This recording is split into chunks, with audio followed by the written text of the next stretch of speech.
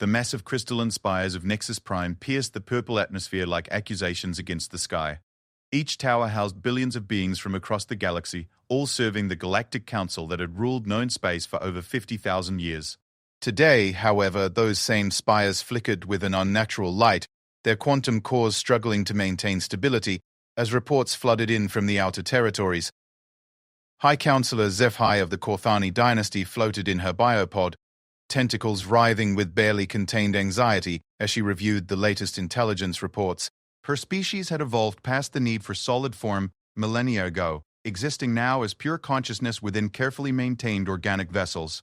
This evolution had granted them perspective that shorter-lived species lacked, which made the current situation all the more disturbing. The holographic display before her showed a three-dimensional map of Council space, once a reassuring tapestry of connected worlds spanning 3 galaxy arms.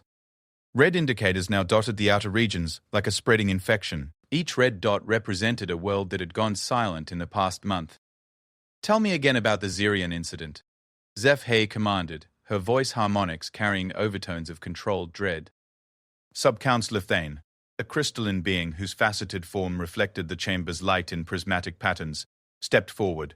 His species communicated through resonance frequencies, but the universal translators rendered his words in the harmonic common tongue.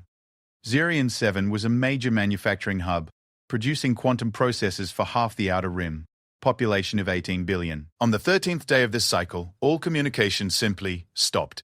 Thane's crystalline structure dimmed. The patrol fleet we dispatched found the planet intact, all infrastructure functional, but completely evacuated. No signs of struggle, no debris, no distress signals. As if 18 billion beings simply decided to leave. And the other worlds? Similar patterns across 47 systems. Always the outer colonies first, working inward. No violence, no destruction. They just empty. HFY's tendrils contracted, a gesture equivalent to a human frown. In her 5-century tenure on the Council, she had witnessed rebellions, plagues, and even species extinctions, but nothing like this. The abandoned worlds remained perfectly maintained, their automated systems continuing to function as if their populations had merely stepped out for a moment and would return shortly. The chamber's environmental systems hummed softly, maintaining the precise atmospheric mix required for the dozens of species present. Representatives from across the galaxy had gathered for this emergency session, their various forms creating a tableau of evolutionary diversity. The insectoid Vactari buzzed nervously in their containment fields, while the gas giant dwellers rippled through their pressure suits, like living storms. "What news from our intelligence networks?" HFY inquired, turning her attention to Intelligence Director Morvac. The ancient Eldari had served in various council positions for over 1,000 years, his blue-gray skin bearing the ritual scarification that marked his rank and accomplishments. Morvac's expression was grim. "Our operatives in the affected regions report strange phenomena preceding each evacuation. Unusual energy signatures, gravitational anomalies, and visitations." Visitations? Ships. Not council designs, nor any technology in our databases. Described as sleek, angular vessels that appear without warning, remain for approximately 70 to standard hours, then depart. Shortly after, the population vanishes.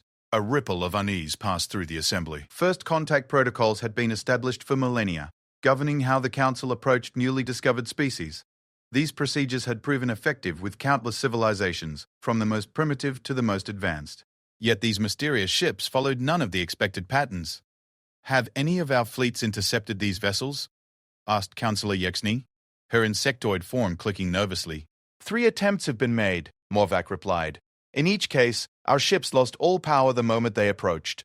Not destroyed, not damaged, simply shut down.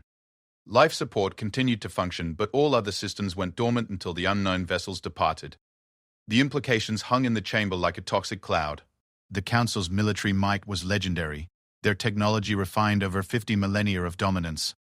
That unknown ships could disable their most advanced warships without apparent effort spoke to a technological disparity that defied understanding. HFY reviewed the data streams flowing through her consciousness, her enhanced cognitive systems processing information at rates that would overwhelm organic minds.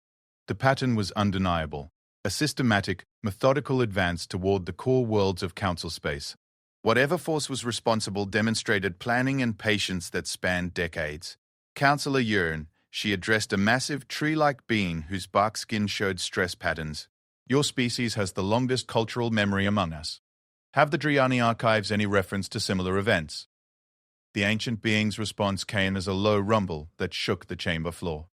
In the oldest records, there are references to the Silent Harvest, a legend from before the Council's founding, when this galaxy was younger and chaos ruled the void. But these are myths, High Counselor. Stories told to explain the disappearance of the precursor civilizations. Perhaps myths have more truth than we assumed. The discussion continued for hours, theories ranging from extragalactic invaders to temporal anomalies. Each explanation felt inadequate when measured against the evidence. The mysterious force operated with surgical precision, never harming Council infrastructure, never demanding tribute or territory. They simply took the people and moved on. As the session progressed, HFY became aware of a nagging sensation, like a half-remembered dream fighting to surface. Something about this pattern seemed familiar, though she couldn't place why. Her species' enhanced memory allowed her to access experiences spanning centuries, yet this feeling remained frustratingly elusive. The breakthrough came from an unexpected source. High Counselor, interrupted Junior Archivist Kelm, a young Talosian whose scaled features showed the nervous energy typical of his species. I've been reviewing historical records as requested, and I found something unusual. The chamber fell silent. Junior archivists rarely spoke during council sessions, but desperate times had relaxed normal protocols. Proceed. HFY encouraged. Kelm's scaled hands trembled as he activated his datapad. 3 centuries ago, the council encountered a new species. They called themselves humans. The first contact report describes them as unremarkable, technologically primitive, politically fragmented. They established a small embassy on Proxima Station, conducted limited trade, and then withdrew to their home system. Several council members shifted impatiently. First contact with primitive species was routine, hardly worthy of discussion during a crisis. What makes this relevant? Morvac inquired, his tone suggesting limited patience. The behavioral assessment, sir. The report notes that unlike every other species encountered, the humans showed no interest in council technology or guidance. They observed our civilization for exactly 1 standard year, then departed. The final note in their file. Kelm paused, swallowing nervously. The final note says, they claimed to be just taking notes for later. A chill settled over the chamber. HFY felt her consciousness touch that elusive memory, and suddenly the pattern became clear. 47 worlds evacuated in a methodical advance toward the core systems. Ships that appeared without warning and disabled council vessels without violence. A force that took what it wanted without explanation or negotiation. Show me their star charts, she commanded. Kelm's display projected a holographic map of human space as it had been recorded 3 centuries ago. A small cluster of systems in what was then considered an insignificant spiral arm, far from any major trade routes or strategic resources. The council had catalogued it and promptly forgotten about it. And their current territorial extent? That's just it, High Counselor. According to our records, they never expanded beyond their original system. No colonies, no exploration fleets, no requests for territorial recognition. They simply stayed home. HFY's tentacles writhed with growing comprehension. A species that refused council guidance observed their civilization with scientific detachment, then vanished into their small corner of the galaxy. For 300 years, the humans had been dismissed as an evolutionary dead end, too insular and primitive to matter. Director Morvac, she said slowly, I want you to dispatch a reconnaissance mission to the Sol system immediately. Maximum stealth protocols. High Counselor, surely you don't think... I think we may have made the most significant error in council history. A species we categorized as primitive and irrelevant has spent 3 centuries in isolation while we've stagnated in our assumptions. The ships evacuating our worlds don't attack because they don't need to. They're not conquering us. She paused, the full implications crystallizing in her enhanced consciousness. They're collecting us. And I believe they've been planning this operation since the day they first set foot on Proxima Station. The chamber erupted in discussion, voices rising in multiple languages as the implications sank in. If the humans were responsible, it meant the Council faced an enemy that had observed their weaknesses, studied their technology, and planned for centuries. An enemy that had turned isolation into preparation and dismissal into advantage. As the debate raged around her, HFY accessed the original first contact files, searching for details that might have been overlooked. The human ambassadors had been polite, professional, and utterly unremarkable. They'd asked simple questions about council structure, trade routes, and defensive capabilities, questions that had seemed like innocent curiosity from a primitive species. Now, those same questions looked like intelligence gathering. The humans had been ignored because they'd wanted to be ignored.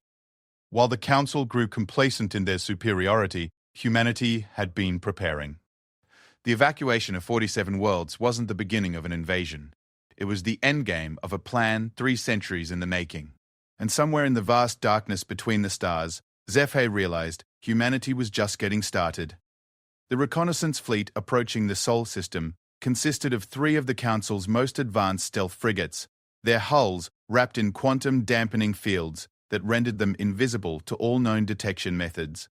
Commander Vexstar of the Hegemony Navy had led similar missions to dozens of primitive worlds, documenting their development from a respectful distance. This assignment should have been routine. It wasn't. "Commander," whispered his sensor operator, a young Korthani whose tentacles trembled with nervous energy. "I'm reading massive artificial structures throughout the system. This can't be right." Vexstar floated to the sensor station, his crystalline form reflecting the display's pale light. What he saw challenged everything the Council believed about human development. The outdated files described a species barely capable of interplanetary travel, confined to their homeworld and its immediate satellites. The reality was staggering. Mercury had been completely transformed into a vast solar collection array, its surface covered with kilometer-wide mirrors that focused stellar energy into massive transmission stations. These stations pulsed with exotic energy patterns that hurt to observe directly, suggesting technology far beyond Council capabilities. Venus showed signs of atmospheric manipulation on a planetary scale. Massive orbital platforms surrounded the world, each one the size of a small moon, their purposes unclear but their sophistication undeniable. What had once been a hostile greenhouse was now something else entirely, its clouds swirling in artificial patterns that spoke of complete environmental control. Earth appeared largely unchanged from orbit, its blue-green surface still showing natural continent patterns. But the space around it told a different story. Orbital rings encircled the planet at various altitudes, their surfaces covered with structures that defied easy categorization. Between the rings, thousands of ships moved in precise formation, their designs sleek and angular, matching the descriptions from the evacuated worlds. Mars had been industrialized beyond recognition. Its red surface now gleamed with metallic structures that stretched from pole to pole. Massive space elevators connected the planet to orbital facilities that dwarfed anything in Council space. The scale suggested a manufacturing capacity that could outfit entire galactic sectors. But it was the outer system that truly shattered Vexstar's understanding of human capability. Jupiter's moons had been converted into something resembling a vast computational matrix. Geometric structures connected Io, Europa, Ganymede, and Callisto, creating what appeared to be a single massive artificial intelligence network. Energy flows between the moons created aurora patterns in Jupiter's atmosphere that painted the gas giant's face with shifting mathematical equations. Saturn's rings had been reorganized into precise geometric patterns, their ice and rock particles held in formations that suggested they now served as some form of three-dimensional storage medium.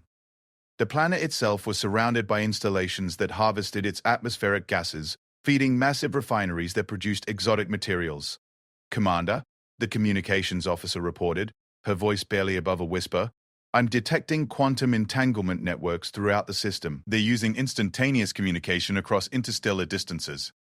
The network extends, sir, it extends beyond our sensor range." Vexstar felt his crystalline structure dim with shock. Quantum entanglement communication was theoretical technology that the Council's greatest scientists had deemed impossible to implement on any meaningful scale. The energy requirements alone would exceed most civilizations' entire power output. "Are we maintaining stealth?" he asked. "Yes, sir. No indication they've detected us." But even as the words left the officer's vocal apparatus, every screen in the ship went dark for exactly 3 seconds. When they returned, a message waited in perfect Council standard. "Welcome to Sol System. Please maintain your current course and speed. A guide will be with you shortly." The bridge fell silent except for the hum of life support systems. Their stealth technology had just been casually defeated by a civilization the Council had dismissed as primitive. Vexstar knew he should order an immediate retreat, but professional curiosity warred with survival instinct. "Commander, massive energy signature approaching," the sensor operator announced. It's huge, sir." The ship that emerged from Earth's orbital traffic was unlike anything in Council databases. Where Council vessels were built for efficiency and standardization, this craft seemed designed to inspire awe. Its hull flowed like liquid metal, shifting and adapting as they watched. It was easily 10 times the size of their frigate, yet moved with impossible grace. Unknown vessel, this is Captain Sarah Chen of the Terran Diplomatic Corps. Permission to come aboard? The voice spoke in perfect hegemony dialect, complete with the subtle harmonics that indicated high military rank. Vexstar realized the humans hadn't just learned Council languages, they'd mastered the cultural nuances that took most species decades to understand. How did you? He began, then stopped. The question was pointless. These humans had clearly moved far beyond Council understanding. Permission granted, he replied, following first contact protocols despite their obvious inadequacy for this situation. The human who materialized in their transport chamber was unremarkable by Council standards. Average height, bipedal, with the soft features typical of low-gravity evolved species. Her uniform was simple, practical, bearing no obvious rank insignia. She could have been any junior diplomat from a dozen Council worlds. Commander Vexstar, she said, inclining her head in a gesture of respect. Thank you for accepting our invitation. I understand you have questions about recent developments in Council space. Vexstar's translator struggled with her tone.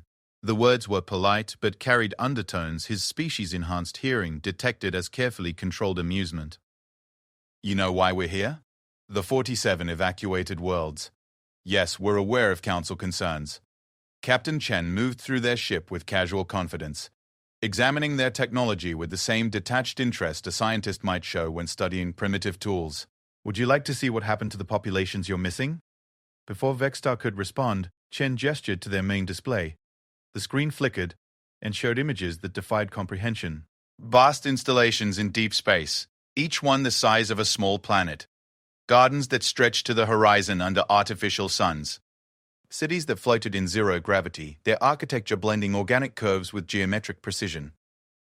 The Ovani from Zerion 7 are establishing new agricultural collectives in the Kepler installations, Chen explained, her tone remaining conversational. Their expertise in quantum farming is proving invaluable. The Crystalline Collective from Nethavar has been relocated to our deep space research facilities, where they're working on projects that will benefit their entire species. You abducted them, Vexstar accused. We offered them alternatives, Chen corrected. Full briefings on their world's situations, complete transparency about our capabilities, and a choice. Stay and face what's coming, or accept relocation to safer facilities where they can continue their lives and development. What's coming? Chen's expression grew serious, the first crack in her diplomatic facade. The Council is dying, Commander. Your civilization reached its peak millennia ago and has been slowly declining ever since. Internal conflicts, resource depletion, technological stagnation, political corruption. The outer worlds are failing first, but the collapse is systemic. She activated another display, showing economic data, resource flows, and population metrics spanning centuries. The picture they painted was undeniably grim. Despite the Council's outward appearance of stability, their empire was indeed crumbling from within. You could have helped, Vexstar said. Shared your technology. Worked with us to solve these problems. Chen's smile held no warmth. 300 years ago, humanity requested exactly that. We offered to share our research, to work as equals in addressing galactic challenges. We were told that primitive species should focus on learning from their betters, rather than presuming to offer solutions. The words hit Vexstar like a physical blow. He accessed his ship's historical databases and found the records Chen referenced. A formal proposal from the human embassy offering collaboration on energy research, genetic medicine, and advanced computing. The Council's response had been politely dismissive, suggesting the humans focus on achieving basic spaceflight competency before attempting to contribute to galactic science. So you decided to prove us wrong. We decided to prepare for the inevitable, Chen corrected. When your empire collapses, billions of innocent beings will suffer. Entire species could be lost. We've spent 3 centuries building the infrastructure needed to save as many as possible. And if we refuse to let you continue these evacuations? Chen's expression didn't change, but something in her posture shifted. For the first time, Vexstar glimpsed the steel beneath her diplomatic exterior. Commander, your stealth technology is impressive by Council standards. Our sensors detected your ship 17 hours before you entered the system. We've been monitoring your communications since you left Nexus Prime. We know about the emergency council sessions, the military preparations, and the growing panic among your leadership. She gestured to the display, which now showed real-time images of Council fleets gathering at strategic points throughout their space. Massive formations of warships, from sleek hegemony destroyers to the ancient but powerful dreadnoughts of the core worlds. Your military is preparing for war against an enemy they don't understand, using tactics designed for conflicts that ended millennia ago. You're planning to fight us the way you've always fought, with superior numbers and technological advantages you no longer possess. The display shifted again, showing human installations throughout the galaxy. Not just in Sol system, but scattered across hundreds of systems, hidden in asteroid fields and nebulae, camouflaged as natural phenomena. The true scope of human expansion became clear. They hadn't remained in their home system at all. They'd quietly colonized vast regions of space while maintaining the illusion of isolation. How many worlds do you actually control? Vexstar asked. Define control, Chen replied. We have permanent installations in over 3,000 systems. Mobile facilities in 10,000 more. Our monitoring network covers most of this galaxy and extends into neighboring ones, but we don't control anything in the way the Council understands the term. We don't govern populations, or extract resources, or impose our will on others. Then what do you want? Chen was quiet for a long moment, studying the Council ship's architecture with the same intensity she'd shown their technology. Humanity learned something during our brief contact with Council civilization, she finally said. We learned that intelligence, creativity, and the drive to explore aren't unique to any single species. Every world in your empire contains beings capable of remarkable achievements, given the right opportunities and freedom from oppression. The display changed one final time, showing detailed population analyses of the evacuated worlds. Birth rates, educational achievements, technological innovations, artistic output. All were significantly higher in their new human-administered colonies than they had been under Council rule. We want to save them from you, Chen said simply. Your civilization has had 50,000 years to create a galaxy of peace and prosperity. Instead, you've built a stagnant empire that treats entire species as resources to be managed. You've convinced yourselves that this is natural order, that some beings are destined to rule while others serve. And humanity will be different? Humanity will be temporary, Chen replied, her words carrying absolute conviction. We're not building an empire to last forever. We're building a foundation that allows every species to reach its full potential.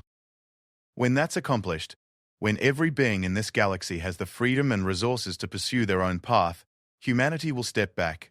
Vexstar's crystalline form flickered with confusion. That's impossible. No species willingly surrenders power. Commander, 300 years ago, your people told us we were too primitive to matter. You were wrong then, and you're wrong now. Humanity has learned that true strength comes not from dominating others, but from empowering them to exceed your own achievements. Chen moved toward their transport chamber, her diplomatic mission apparently complete. We'll continue the evacuations, she said matter-of-factly. Any world that wants to stay with the Council is free to do so, but we won't abandon those who choose differently. Your leaders can continue planning their war, but they should understand that humanity isn't their enemy. She paused at the transport threshold, turning back to face Vexstar. We're their replacement, and unlike every empire that came before, we're already planning our own obsolescence. The transport beam activated, returning Chen to her ship.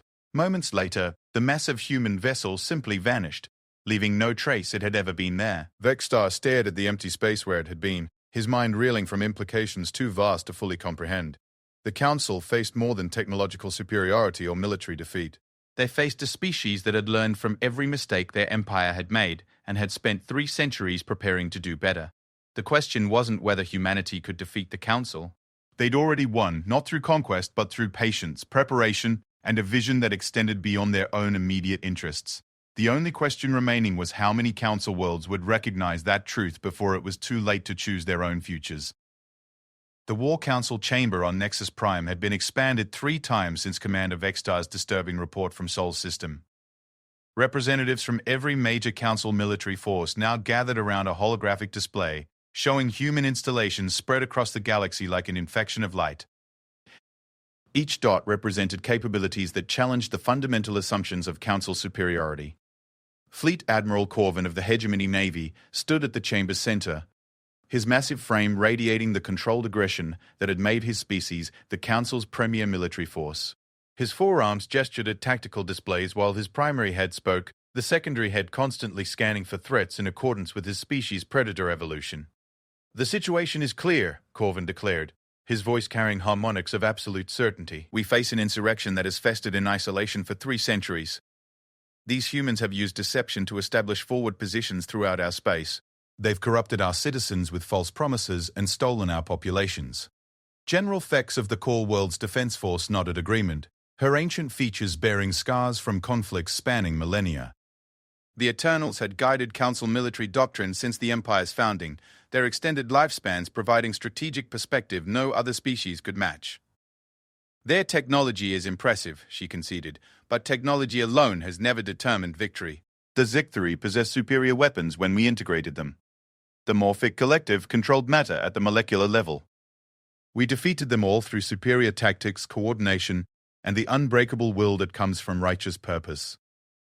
High Counselor HFY observed the proceedings from her biopod, tentacles writhing with growing unease.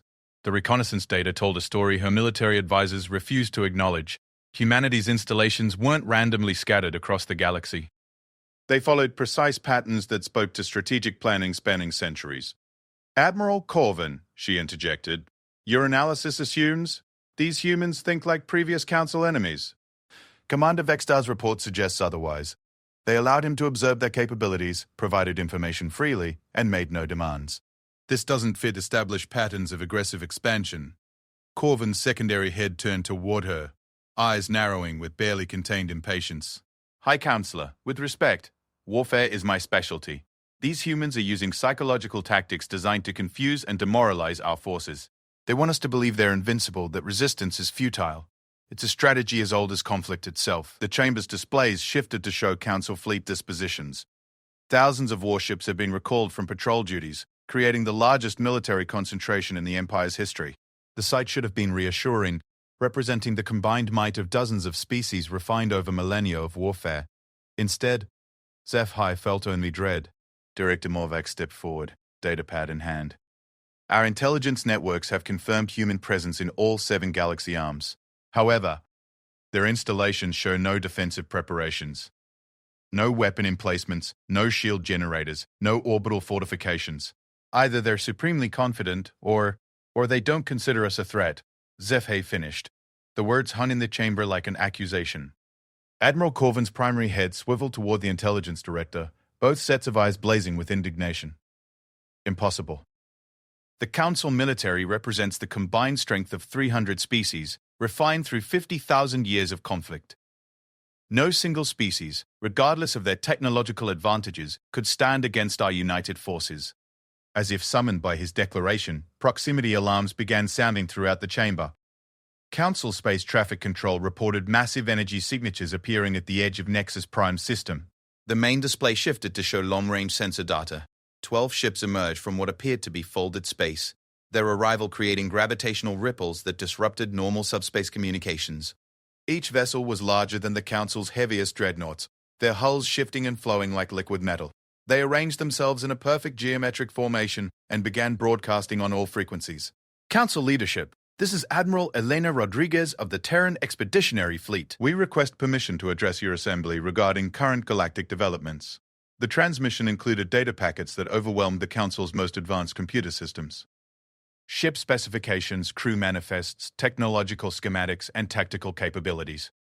Everything the humans possessed shared freely and without encryption. Admiral Corvin studied the data with growing disbelief. The energy output of a single human ship exceeded most Council battle groups. Their defensive systems operated on principles that shouldn't be possible. The weapons weren't weapons at all, but tools that could reshape matter at the quantum level. It's a trick, he declared, though his voice lacked its earlier conviction. They're trying to intimidate us with false data. Admiral, Director Morvac reported, our sensors confirm the specifications. Every detail checks out. These ships are exactly what they claim to be. High Counselor HFY made a decision that would define the next phase of galactic history. Grant them permission to dock. Full diplomatic protocols. The objections came immediately. General Fex argued that allowing enemy vessels near Nexus Prime violated every security protocol. Admiral Corvan insisted it was obviously a trap. Other military leaders questioned the wisdom of negotiating from weakness. HFY silenced them all with a gesture that carried the authority of millennia. If they wanted to destroy us, they could do so from their current position. If they wanted to capture our facilities, our own intelligence shows they've had the capability for centuries. They're here to talk, and we're going to listen. The human delegation that arrived 3 hours later consisted of 5 individuals representing what their files described as different aspects of human civilization. Admiral Rodriguez was obviously military, her bearing and manner speaking to long experience with combat command. Dr. Sarah Kim carried herself with the careful precision of a research scientist. Ambassador Chen they recognized from Commander Vextar's report. The other 2 introduced themselves as Representative Jackson from the Terran Colonial Congress and Elder Morrison from the Philosophical Council. What struck HFY immediately was their diversity. Not physical diversity, though they showed the usual variations expected within a species, but diversity of thought and perspective. Each human approached problems from different angles, yet they functioned as a cohesive unit. It suggested a decision-making process unlike anything in Council experience. Admiral Rodriguez addressed the assembled War Council with the same directness Commander Vextar had reported. Council leadership, we're here because your military forces are preparing for a conflict that doesn't need to happen. Our intelligence indicates massive fleet movements, resource allocations for extended warfare, and evacuation preparations for core worlds. These actions will cause suffering on a galactic scale. Admiral Corvin stepped forward, all 4 arms crossed in a gesture of formal challenge. You abduct our citizens and establish military installations throughout our space, then claim to be peaceful? Your actions speak of conquest, whatever your words might suggest. Dr. Kim activated a portable display that showed detailed analyses of the 47 evacuated worlds. Population genetics, resource depletion curves, economic collapse indicators, environmental degradation timelines. The picture painted by the data was devastating. Admiral Corvin, each evacuated world faced systemic collapse within the next 50 years. Environmental damage, resource exhaustion, or economic failure would have resulted in population decline approaching extinction levels. We offered alternatives. Best? Without Council authorization, General Thex interjected. You had no right to interfere with sovereign Council worlds. Elder Morrison spoke for the first time, her voice carrying the weight of advanced age and deep consideration.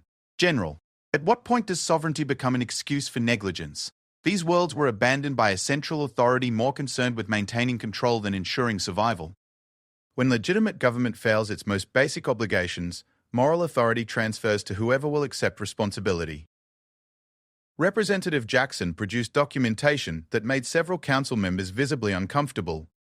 Trade agreements that favored core worlds at the expense of colonies.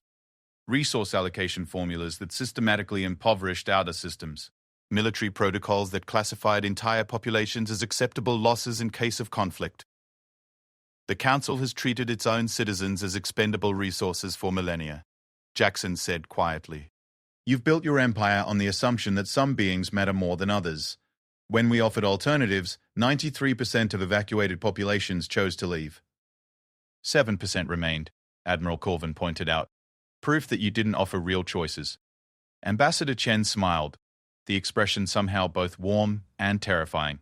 Admiral, the 7% who remained did so because we guaranteed their worlds would receive sufficient resources to avoid collapse. Agricultural technology, environmental restoration, economic support. Everything the Council should have provided, but didn't. The implications hit the War Council like physical blows. The humans hadn't just evacuated populations, they'd stabilized the worlds left behind. 47 systems that should have been economic disasters were now thriving under human assistance. Why? HFY asked. What do you gain from this? Dr. Kim answered with scientific precision. High Counselor, our species learned during our brief contact with Council civilization that intelligence emerges independently across countless worlds. Every populated planet represents unique solutions to universal problems. When civilizations collapse, that accumulated knowledge vanishes forever. We're not building an empire, Admiral Rodriguez added. We're preventing a dark age. Your collapse is inevitable, but it doesn't have to be permanent. We're preserving what deserves preservation while giving every species the opportunity to exceed their previous achievements. Elder Morrison gestured to the War Council chamber itself, with its representatives from dozens of worlds. This assembly represents the greatest concentration of diverse intelligence in galactic history, yet your system wastes that potential by focusing on control rather than collaboration. You could revolutionize physics, medicine, engineering, philosophy. Instead, you maintain stability through oppression. Representative Jackson activated displays showing human installations in detail.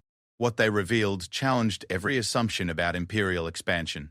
The facilities were indeed massive, but they served as research centers, universities, manufacturing hubs, and cultural preservation sites.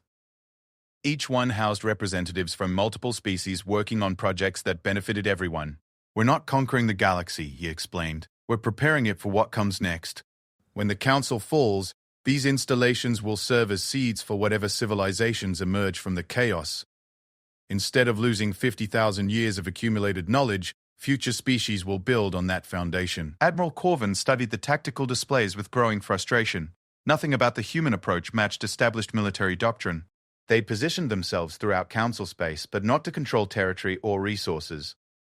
They demonstrated overwhelming technological superiority, but used it for evacuation rather than conquest. They'd revealed their capabilities freely, eliminating any strategic advantage surprise might provide. "What do you want from us?" he finally asked. Admiral Rodriguez exchanged glances with her colleagues, some form of silent communication passing between them. "We want you to step aside," she said simply. "Not surrender, not submit, not acknowledge our authority. Just step aside. Let us complete the evacuations.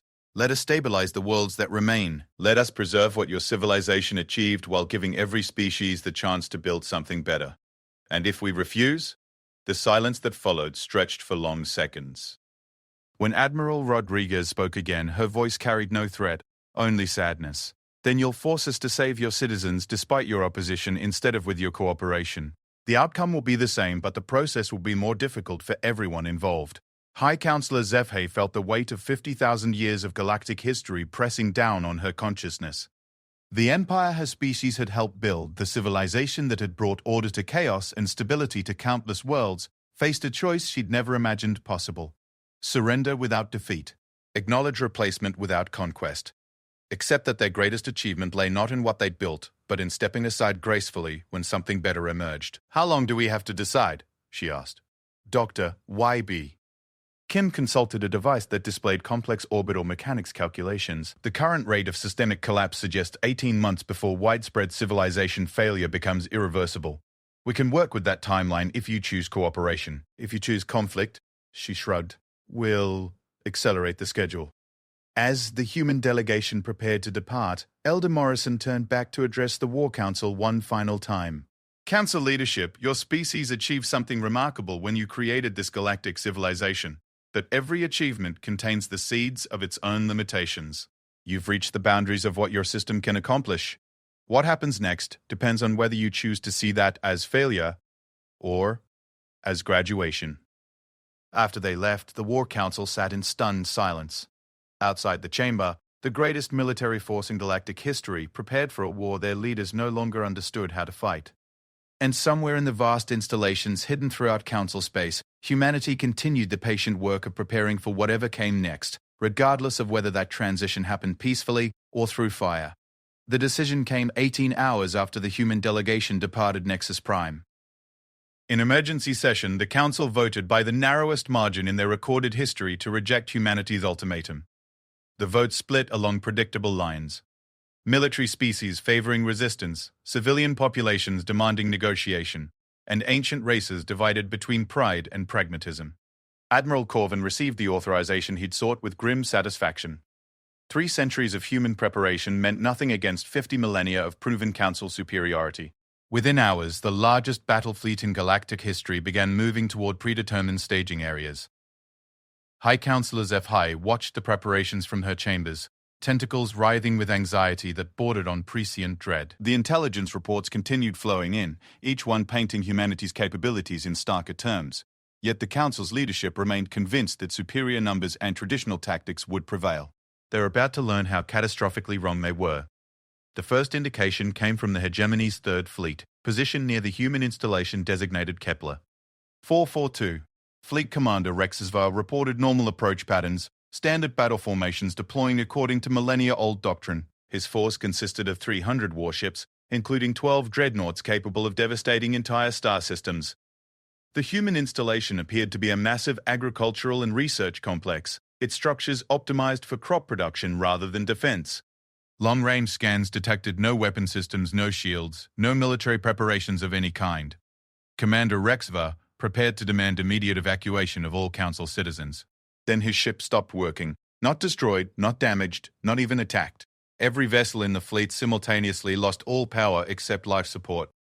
Propulsion systems went dormant. Weapons powered down. Communications fell silent. 300 warships became 300 slowly drifting hulks in the space of 30 seconds. The same pattern repeated across 17 different battle groups. Council fleets approaching human installations found themselves helplessly disabled without a shot being fired. Emergency protocols activated, backup systems came online, yet nothing functioned beyond the basic necessities of keeping crews alive. Admiral Corvin received the reports aboard his flagship at the Proxima staging area, one of the few battle groups maintaining distance from human facilities. His tactical displays showed the positions of 17 disabled fleets scattered across Council space. Over 4,000 ships rendered helpless in coordinated precision that spoke to planning and capabilities beyond his understanding. How? He demanded of his technical staff. How are they doing this? Chief Engineer Vorth, a brilliant Telosian whose species had designed most Council technology, could only offer theories that challenged fundamental physics. Admiral, our ship's systems are hardened against every known form of electronic warfare. Electromagnetic pulses, quantum disruption, even temporal anomalies can't achieve what we're observing. Whatever technology the humans are employing operates on principles we don't understand. The main display shifted to show real-time footage from disabled ships. Crews sat at their stations, life support functioning normally, communication systems operational for local ship functions, yet completely cut off from external networks. Weapons that should have fired automatically remained silent. Engines that had operated for centuries simply refused to respond. Sir, the communications officer reported, we're receiving transmissions from the disabled fleets. Put them through. Commander Rexava appeared on the display, his expression mixture of rage and bewilderment. Admiral, we're trapped. Whatever the humans did, it's selective. Life support, gravity, atmosphere processing. Even food synthesizers continue operating normally. But everything military, everything that could be used as a weapon or to leave the area, is completely non-functional. Have you attempted manual override? Every system, sir. It's as if our ships remember how to keep us alive but have forgotten how to fight or flee. My engineering staff can't find any external interference. The shutdown appears to be coming from within our own systems. Admiral Corvin's understanding of warfare collapsed around him like a dying star. In 50 millennia of galactic conflict, victory had always been achieved through superior firepower, better tactics, or overwhelming numbers. The humans had neutralized the largest military force in galactic history without firing a single shot. Admiral, his sensor operator announced, massive energy signatures detected. Human vessels approaching our position. 12 ships materialized from folded space, their arrival as casual as merchant vessels docking at a trade station. The lead ship transmitted on standard diplomatic frequencies. Admiral Corvin, this is Admiral Rodriguez. Permission to come aboard for discussion of your current situation. The request was absurd. The human fleet was outnumbered 30-1 by ships that still maintained full operational status. Yet Corvin found himself studying his tactical displays with growing unease. If the humans could disable 17 battle groups simultaneously, what prevented them from doing the same to his forces? Granted, he replied, professional training overriding emotional response. Admiral Rodriguez materialized in his conference room accompanied by Dr. Kim and a tall woman introduced as Professor Martinez, apparently some form of technical specialist. They carried themselves with the relaxed confidence of beings who held every advantage. Admiral, Rodriguez began without preamble. Your fleets are not damaged. No crew members have been harmed. All vessels remain fully capable of returning to their home systems. We've simply removed their ability to engage in offensive operations. How is that possible? Professor Martinez activated a portable display that showed Council ship schematics in detail that exceeded their own technical manuals. Every system, every component, every circuit pathway was mapped with precision that suggested intimate knowledge of their technology. Admiral, 300 years ago, humanity was granted access to Council technical databases as part of First Contact protocols. We were allowed to observe your manufacturing processes, study your engineering principles, and even examine several decommissioned vessels. Standard procedure for evaluating primitive species. Dr. Kim continued the explanation with scientific precision. What your people didn't realize is that human cognitive architecture allows us to perceive patterns others miss. We studied your technology not to copy it, but to understand its fundamental limitations. Every council system is built on principles of centralized control and hierarchical authority. Very efficient, very reliable, but vulnerable to specific forms of interference. The display shifted to show quantum-level diagrams that made Corvin's head hurt to observe. We developed what you might call a technological virus, Professor Martinez explained. Not malicious code, but embedded quantum signatures that recognize and respond to specific triggers. Over 3 centuries, these signatures have propagated throughout council space through normal trade and maintenance protocols. Every ship, every station, every piece of technology your civilization has produced in the last 200 years carries these quantum markers. Dr. Kim added, dormant until activated, completely undetectable by any scanning method available to council science. Admiral Corvin stared at the evidence of humanity's planning with growing horror. While the council had dismissed them as primitive, the humans had been quietly infiltrating every aspect of their technological infrastructure, not through sabotage or espionage, but through patient observation and superior understanding. This is an act of war, he said, though the words felt hollow. Admiral Rodriguez's expression grew serious. No, Admiral. War implies conflict between equals fighting for limited resources. What you're experiencing is system maintenance. We're preventing your military from causing unnecessary suffering while we complete necessary evacuations. And if we refuse to accept this, maintenance? Professor Martinez gestured to another display showing the disabled fleets in real time. Admiral, observe your ships carefully. Life support operates at enhanced efficiency. Food synthesizers produce better nutrition than standard protocols. Medical systems function at peak capability. Environmental controls maintain optimal conditions. We're not punishing your crews. We're protecting them from the consequences of orders that would lead to their deaths. Dr. Kim provided context that made the situation even more disturbing. Our analysis indicates that prolonged conflict with human forces would result in 97% casualties among Council military personnel. Not because we wish to harm them, but because Council military doctrine has no effective response to our capabilities. Your crews would die heroically in service of strategies that cannot succeed. So you've decided to save us from ourselves. We've decided to eliminate variables that would force us into actions we prefer to avoid, Admiral Rodriguez corrected. Every disabled ship can return home safely. Every crew member can resume their lives. They simply cannot participate in military operations against human installations. Admiral Corvin accessed his ship's databases, confirming the scope of the technological infiltration. 3 centuries of gradual contamination had infected every aspect of Council infrastructure. Not maliciously, but thoroughly. The humans had turned the Empire's own technology against itself. What happens to our military forces?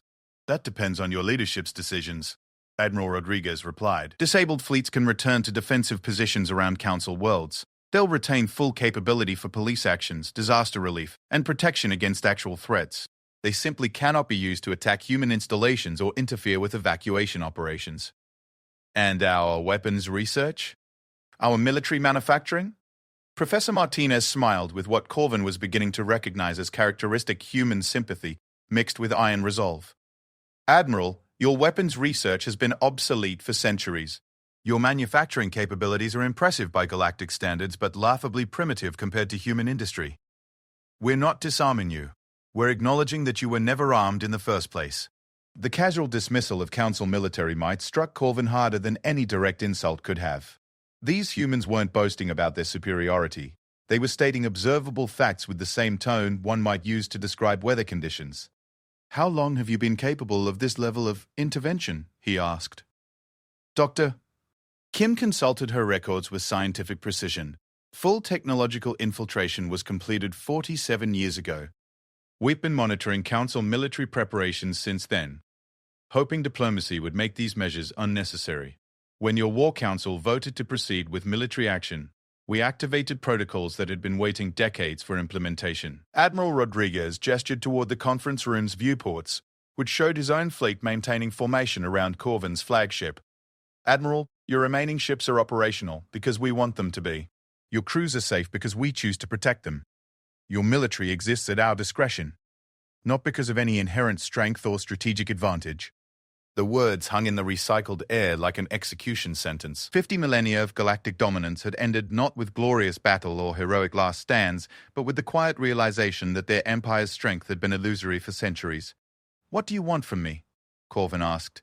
Return to Nexus Prime, Admiral Rodriguez replied simply.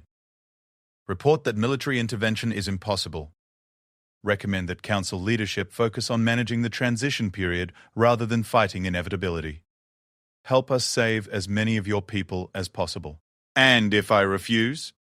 The human officers exchange glances, some form of silent communication passing between them.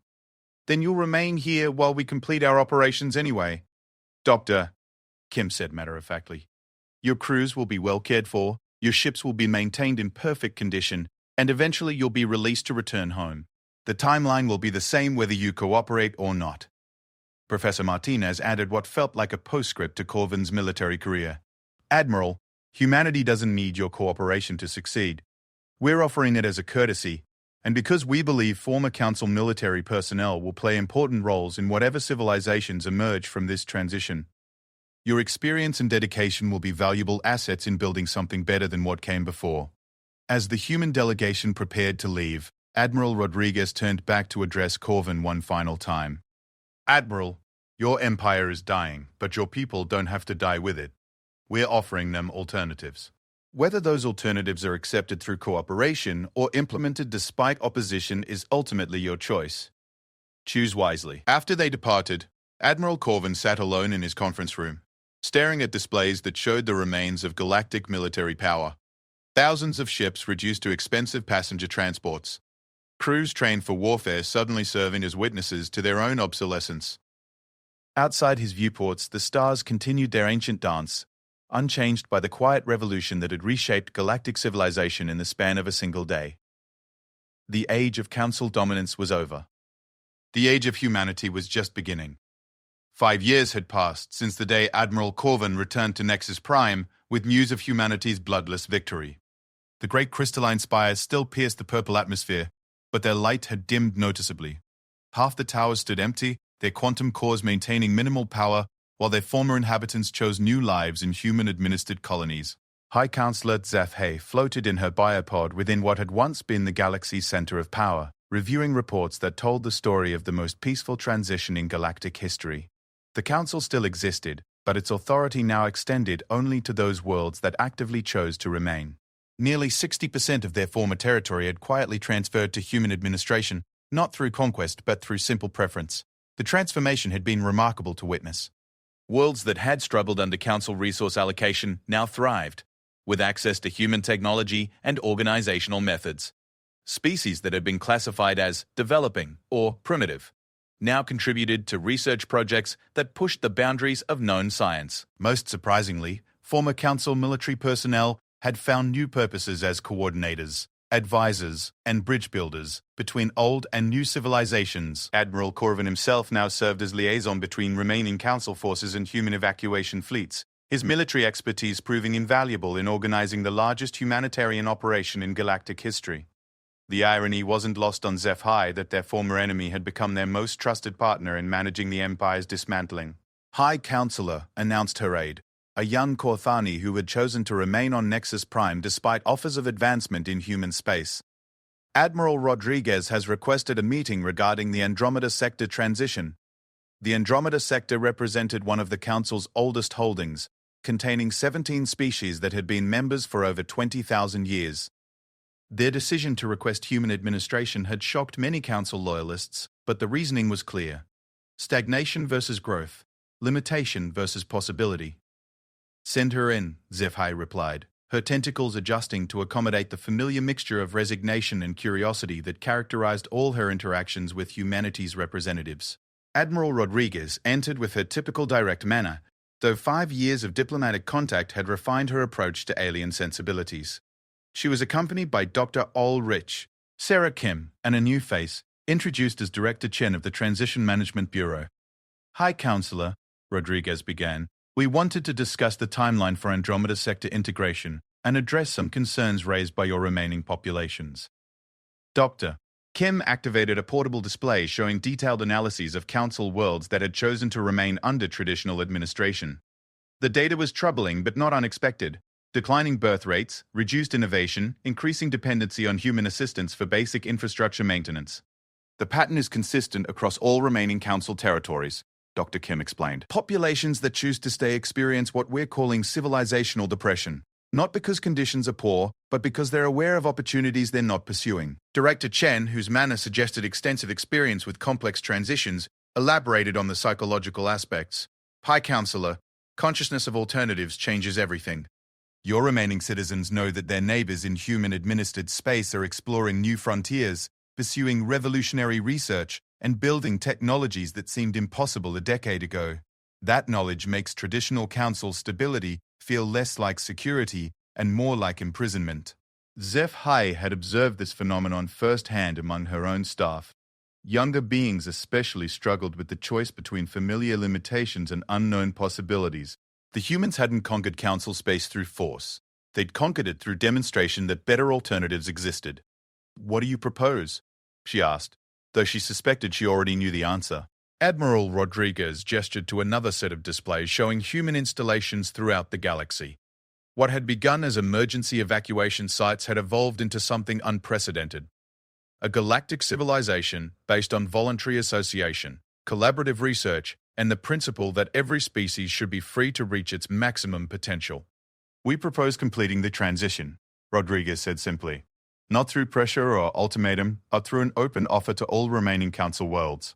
Full integration into human-administered space, with guarantees of cultural preservation, governmental autonomy, and the freedom to maintain traditional practices alongside new opportunities. You're offering to absorb the rest of our empire. We're offering to help it evolve," Director Chen corrected. "The council system served its purpose for 50 millennia, bringing order to chaos and stability to countless worlds. But every system has natural limits. You've reached yours. What we're proposing is graduation, not elimination." Dr. Kim provided the scientific perspective that had become characteristic of human policy presentations. "High Counselor, our analysis suggests that maintaining the current divided structure causes unnecessary suffering.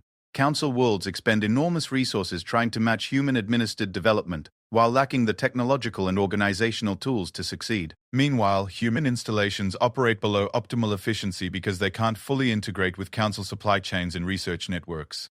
HFY studied the data with her enhanced cognitive systems, processing implications that spanned centuries. The humans were right, of course. They usually were.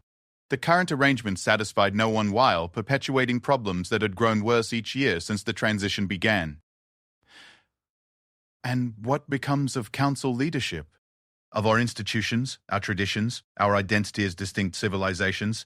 Admiral Rodriguez smiled, the expression carrying genuine warmth rather than diplomatic politeness. "High Counselor, one of humanity's greatest advantages is our ability to learn from other species' achievements.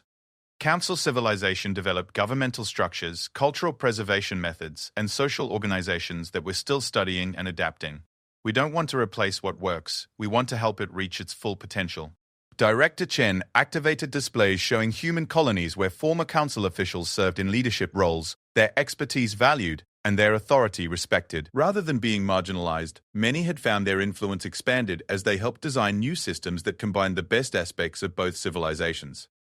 "The transition isn't about humans replacing everyone else," she explained. "It's about creating frameworks where every species can contribute its unique capabilities to shared goals. Your administrative experience, your diplomatic protocols, your conflict resolution methods are all valuable assets that improve our overall effectiveness." Dr. Kim added the long-term perspective that characterized human planning. "High Counselor, we estimate that complete integration will require approximately 50 years to fully implement. During that time, traditional council structures will gradually evolve into new forms that serve the same functions more effectively. Rather than sudden replacement, we're proposing guided evolution." HFY felt the weight of galactic history pressing against her consciousness. The empire her species had helped build was being offered a dignified ending, a transformation into something greater rather than collapse into chaos. The humans weren't demanding surrender. They were suggesting partnership in building the next phase of galactic civilization. "What guarantees do we have that human dominance won't eventually become as stagnant as council dominance did?" Admiral Rodriguez exchanged glances with her colleagues, the silent communication HFY had learned to recognize as humans consulting their collective decision-making process. "None," Rodriguez admitted. "Civilization is an ongoing experiment, not a destination. Humanity's current approach works because we're constantly adapting, learning, and questioning our own assumptions. The moment we stop doing that, we'll face the same limitations the Council eventually encountered. Director Chen elaborated on the safeguards human civilization had built into its own structure. High Counselor, our entire system is designed around the assumption that we're temporary. Every human institution includes provisions for its own replacement or evolution. We're not building an empire to last forever. We're building a foundation that allows whatever comes next to exceed our own achievements. The concept challenged everything Zephe understood about governance and power. Empires were built to endure, to expand, to perpetuate themselves across generations. The idea of deliberately designing one's own obsolescence seemed almost incomprehensible. How do you maintain stability if you're constantly preparing to be replaced?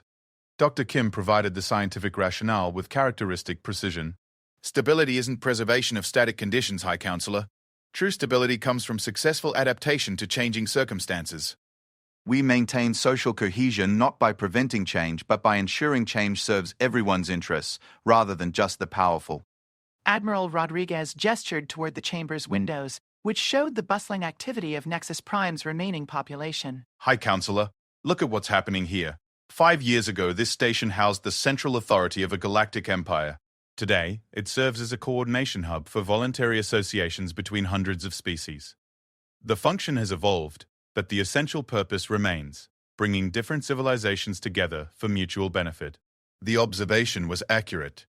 Nexus Prime no longer ruled the galaxy, but it remained a vital center of interspecies cooperation. Representatives from across human-administered space came here to share research, coordinate policies, and maintain the cultural connections that gave galactic civilization meaning. If we agree to this final transition, Zephe asked, what happens to the concept of the Council itself? Director Chen smiled, the expression carrying the same mixture of sympathy and determination that characterized all human diplomatic interactions. The Council becomes what it was always meant to be, a forum where the galaxy's most experienced leaders help guide collective decision-making. Instead of governing through authority, you'll govern through wisdom. Instead of controlling through power, you'll coordinate through expertise. The title changes from rulers to advisors, Admiral Rodriguez added, but the essential function remains, helping diverse species work together for shared prosperity and continued development. Dr. Kim concluded with the long-term vision that had driven human policy from the beginning. High Counselor, 50,000 years of Council civilization created the foundation we're building on. Without your achievements, none of what we're attempting would be possible. The next phase isn't about replacing that legacy, it's about fulfilling it. As the human delegation prepared to leave, Admiral Rodriguez turned back for final words that would define the remainder of galactic history. High Counselor, we're not asking you to abandon everything you've built. We're asking you to help us transform it into something that serves the next 50,000 years of galactic development. The choice is yours, but either way, we'll ensure that Council civilization's greatest achievements become part of humanity's greatest gift to the galaxy.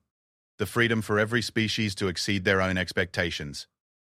After they departed, Zephe floated alone in the chamber where galactic policy had been decided for millennia. Outside her windows, the stars continued their ancient dance, unchanged by the civilizations that rose and fell beneath their light. The Council would vote tomorrow on humanity's final offer, but Zephe already knew the outcome. Not because the choice was forced, but because it represented the natural conclusion of everything they'd worked to achieve. The galaxy's future lay not in preservation of what had been, but in transformation toward what could be. And for the first time in centuries, that future felt full of unlimited possibility. The age of human guidance was beginning. The age of galactic potential was about to unfold.